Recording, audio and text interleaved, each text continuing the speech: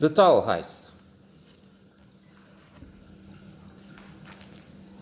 Looking at the cast of this comedy, we can expect death by 1,000 laughs, not cuts.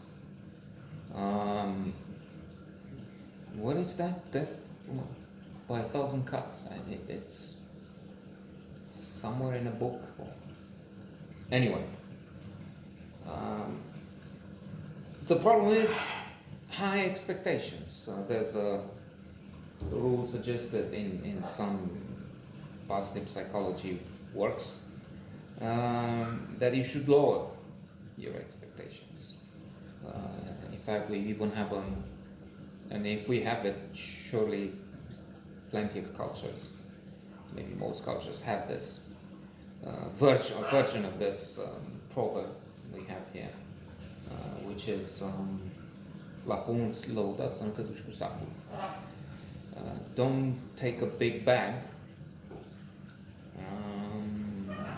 to the tree with a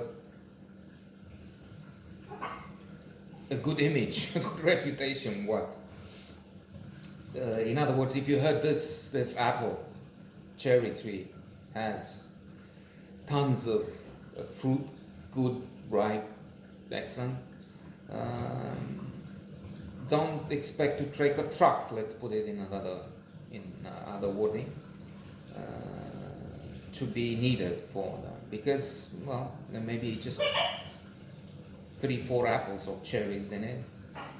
Those might be infested by worms, sour. You see what I mean.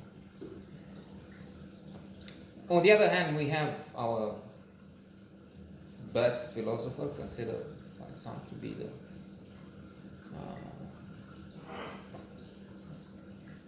Sutra, the father, the one who anyway gave us the two wisest men we have alive today, Andrei Pleșu and Gabriel Chen. And their mentor was Constantin Noica, a towering figure. And he has a book, Stories About Man, in which he takes a shot at proverbs, sayings. If I don't misunderstand his perspective, they're basically wrong. Including probably this: don't go with high expectations, lower expectations. Don't take a bag to the tree with a good image. If I try and use his technique, I would say, well, it's wrong, because this is where you need to go and have a bag with you. Where do you go then? I mean, where people told you it's a barren tree.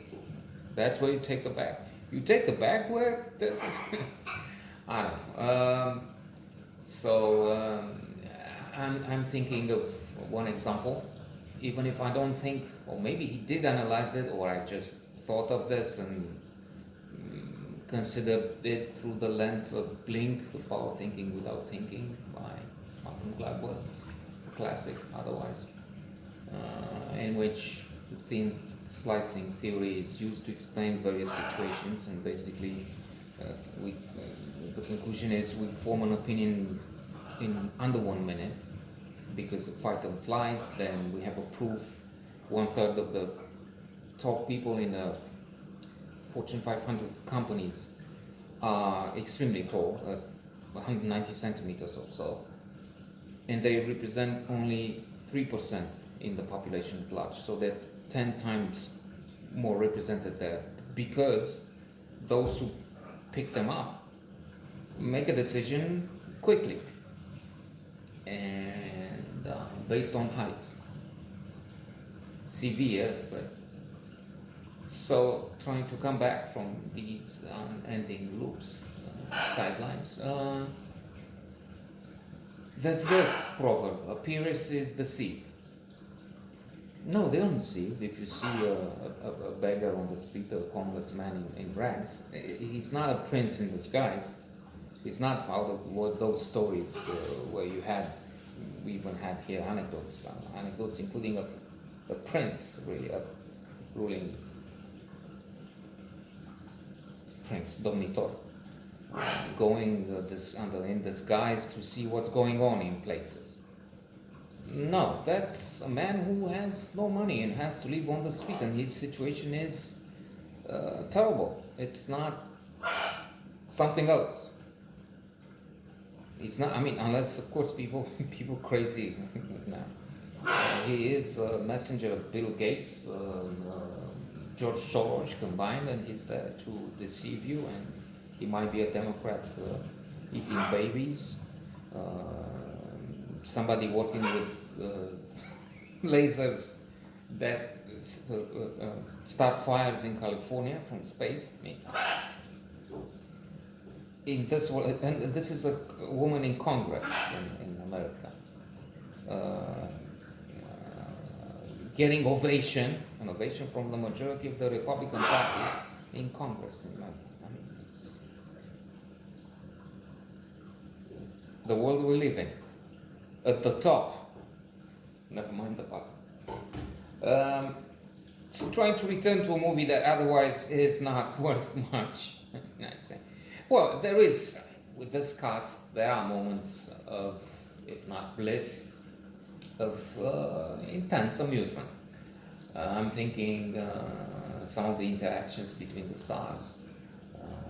So you have Ben Stiller, you have Eddie Murphy, you have Matthew Broderick, Casey Affleck,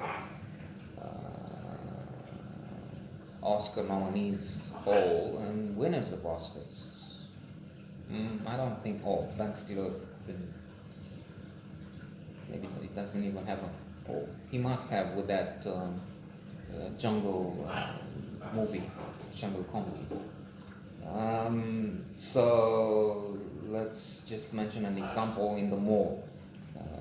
Eddie Murphy's character has been in prison and he's supposed to be a specialist, and they want him to help with a big, let's call it heist. But apart from his experience, which is not in big robberies anyway, the others seem to be helpless. So he's meeting this crowd, four people.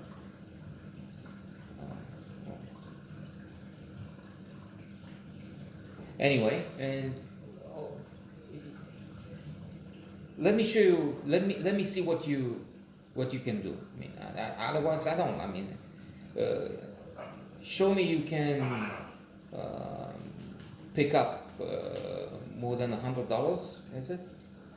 In the next 15 minutes. If you can do that, we work with you. If you don't make it, then and one of them takes underwear. Matthew Broderick puts in his own underwear in a shop.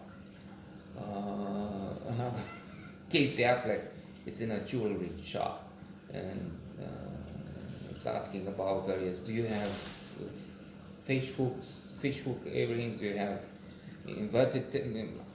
And do you have and while he's going, the shop assistant is going to get something. He's putting the earrings on the tip and grabbing them in his mouth. So that's sort of amusing. And I forgot what the other one is. Shoes. Nike shoes. Okay. These are a bit tight. Can you give me a bigger pair? And he's walking out with his. No, Matthew Broderick takes a pullover, a jumper, but it comes with a hole in it because he has cut off the anti-stealing device. And Eddie Murphy gives them all a lesson by telling them, okay, so that's not $80 or $100. And the one with the underwear is getting up a candle, quite a large candle, something. Um, and Eddie Murphy tells them, okay, I made in that 15 minutes, I made $300. Never leave your wallets with a thief. So in other words, he had the wallets because he said he had the wallets on the table because he said he didn't want them to cheat, to buy something and say they've stolen it. So not spectacular. Anyway.